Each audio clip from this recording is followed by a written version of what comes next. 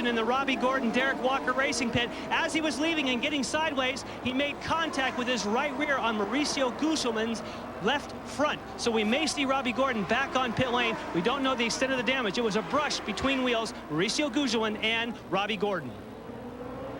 There's Jimmy Vasser's car. Seems none the worse for wear after the contact.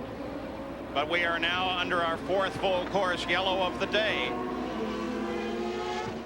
Why a tanning bed? Andretti, Emerson Fittipaldi sitting back in sixth place. This race has changed complexions many times. Robbie Gordon getting himself in trouble while in the lead of the race. Nigel Mansell looking very strong here today, and we're under our fourth full course yellow. Mario Andretti makes the turn for pit road. Though Mario is well back in the order, he was in contact early in the race and has never really regained a position at the top of the competition. By the way, a big thank you to Mark Sokolik from EDS. He's been in the booth all year long. He's in here with us today. I understand you're going in the hospital, my friend. We wish you the best. Our prayers go with you. Thank you, though, for keeping the EDS system working so well for us. Boy, without it, we couldn't give you half of the facts like that little ticker that we're giving you at the bottom of the screen now. So the full course yellow is out. The lap is the 61st lap of the race. 102 laps or 168.6 miles the scheduled distance. There have been so many changes to this point, it would be faulty of us to assume that one will get to the podium in the order that they are now. And Mansell seems to have escaped all the problems that has befallen everybody else around him. It's a clean race for him so far. He has not been the fastest car on the racetrack. That still goes to Robbie Gordon. But Mansell has kept his nose clean, and he is at the head of the pack here, and that is a huge advantage. Scott Goodyear took quite a tumble through the field, ending up in 12th place. Jan Bikas, you have any idea why?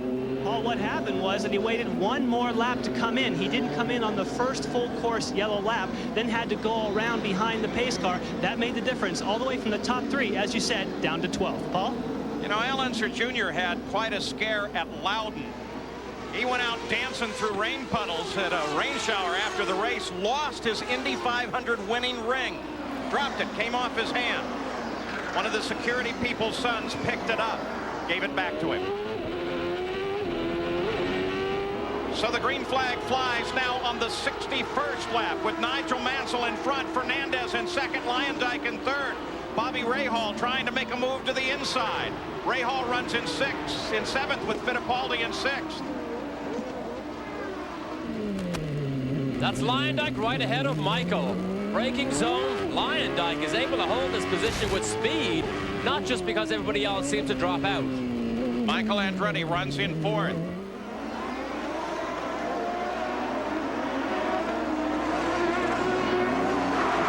Robbie Gordon picking up quite an advantage on this set of yellows as well. Now runs in eighth behind Rahal. You have to be so careful. All the full course yellows that we've seen so far this afternoon has to play on the minds of the likes of a Rahal who's been through all this before. Behave yourself and be careful, because there are valuable points available this afternoon that could be had by just not getting yourself into trouble. And don't count Rahal out. Remember, he had a good result, a second place at Toronto. Very similar circuit to this one. Quick glimpse there of Bozell. We haven't seen much of Bozell in the Duracell car as he flies through our picture there. He's now in the top 10, running 10th for Dick Simon. There he is right there. 3-year deal with Duracell on that car. And Dick Simon, in fact, has the first of the 95 Lolas already on order. Which they have to manufacture a little earlier this year because the season opens at Miami next year a lot earlier than they ever have. On board with Adrian Fernandez, Delco Electronics telemetry. And what an improvement we have seen in this young man from Mexico. Filling the shoes of Al Unser Jr. and Danny Sullivan, two of the biggest names of the sport. Gallus moved to one of the lesser known names of the sport, had a lot of confidence in him. And this man is coming on in leaps and bounds as this season goes on, beginning to demonstrate that under pressure, he is exceptionally good. A graduate of the Indy Lights series. Best finish was 6th at Mid-Ohio. Michael Andretti into the pits. Jan? Out there. Sorry, guys. We were down getting an update on Ari. I'm sorry. We'll have to call that one from the booth. Sorry. So Michael Andretti into the pits. Tire change. He was running in 8th place when he came into the pits. There's your leader, Nigel Mansell. Something must have been wrong there with Michael to have to make a full stop so soon after a full course yellow. Yeah, trying to get a glimpse on the car to see why they may have done that. I'm sure Jan and Gary will keep track of it for us. Look at Lyondike. Well, they're both having a great day. Lyondike and Fernandez. Best run of the year for Arie Lyondike, who's another driver that's uncertain as to what his future will be next year. He does not have a contract, but he chases the Gallus car of Fernandez, who does have an ongoing contract. Here's the braking zone. Whoa, and Lyondike comes a little bit wide. You can see a bit of tire smoke come off the back of Adrian Fernandez as his back end comes loose in the corner. Let's get an update on Arie Lyondike from Jan. Well, Paul, it turns out that Arie Lyondike elected not to stop. So he is, yes, running up there in the front in position 3. But Arie Lyondike will be on pit road later. So at the moment, it's not representative. Gary? Well, Michael Andretti thought that he had a vibration. He thought he had a tire going down. He took the precautionary steps, came in, made the change. Tire didn't go down. Tough call for Michael Andretti. Took him down to 13th place. We ride with and watch the battle for second. And remember, our top 3 cars, Mansell, Fernandez, and Lyondike, only made one stop, so they are very light on fuel at the moment, which makes them much faster in relation to other cars who have made their stops. Bobby Rahal runs in 6th, doing everything to get over the back of Emerson Fittipaldi. Coverage here today, the host broadcaster, CBC of Canada. Easy for Rahal. He breaks in the middle of the road, making it impossible for Rahal to try and sneak down the inside. So Nigel Mansell has a 2.7-second lead over second place, Adrian Fernandez.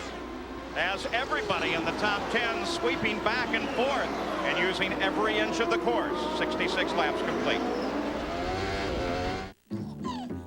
Back at the Molson Indy Toronto, Mansell still the leader. College football starts Thursday at 7:30 p.m. Eastern. With the weekend kickoff show. Game action begins at 8 p.m. Eastern as number 4 Nebraska and quarterback Tommy Frazier take on Texas Tech live here on ESPN.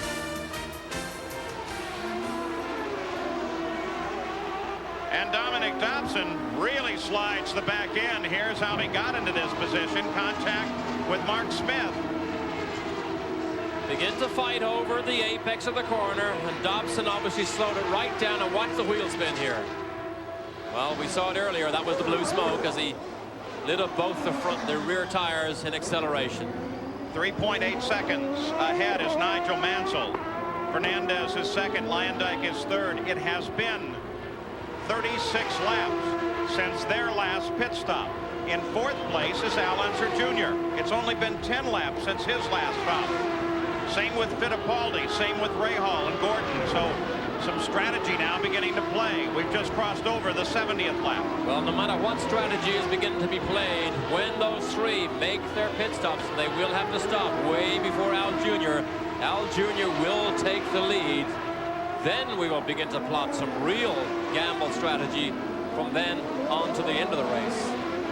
The presumption would be that maybe Unser Jr. and Fittipaldi and the rest are gambling, or at least going to take a good look given the number of yellows, full course yellows today, the 4 that we've had, that they will try to stay out just as long as they can, Gary Gerald, I would assume, and maybe even try to make the end of the race. Well, here's the conjecture at this one that pit out. This involves Newman Haas and the Gallus team. Adrian Fernandez, they're projecting lap 77 for their final stop. With Nigel Mansell, they're saying they think it'll be around 78 to 80, barring any further full course yellow. In that case, we'll see everybody. Well, Nigel Mansell would then carry the car for 48 laps before his refuel, if he can in fact go that far.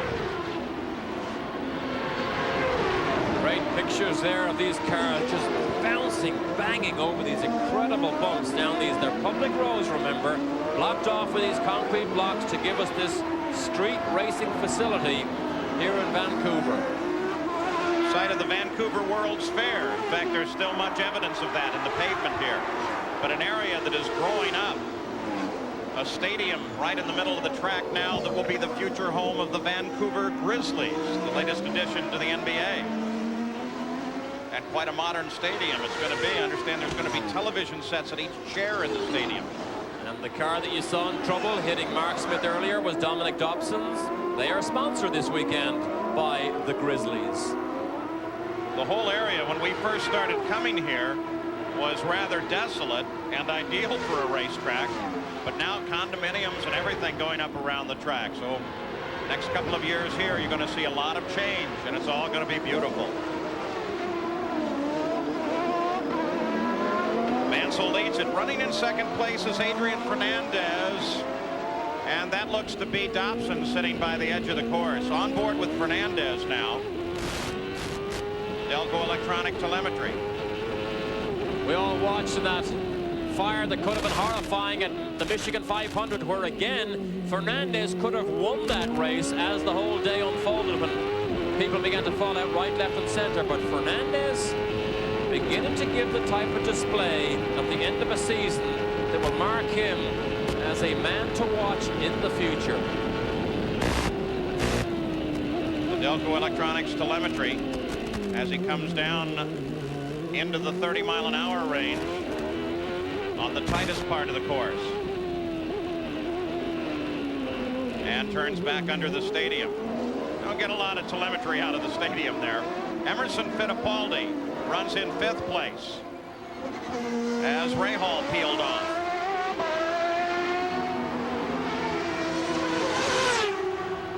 Fernandez is 4.2 seconds back.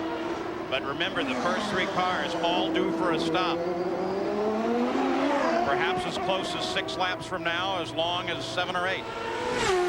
He's going to have to hope he gets some help from yellow flags, because Alonso Jr. is not that far behind him. He's only about 12 or 13 seconds behind on the road, which means Mansell cannot stop and get back out again and still hope to keep the lead. The first of our top 3 to stop, Ari Luyendyk into the pits.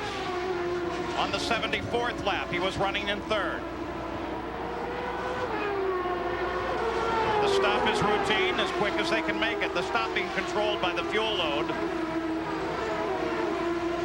Great run, though, by Luyendyk's team, led by Salin Candela, backed by Eurosport, the cable television sports outlet in Europe. With 12 cars on the lead lap, Luyendyk came back into the fight in 10th place. This can be the danger zone here, Paul, when you get so much traffic, because there is only a certain amount of room, and they try to squeeze too many cars into that room. And Michael squeezes safely down the inside of Fabi, both in Reynards. Michael Andretti still runs in 11th place, though. He seems to be stuck on that point, and he needs a much higher finish.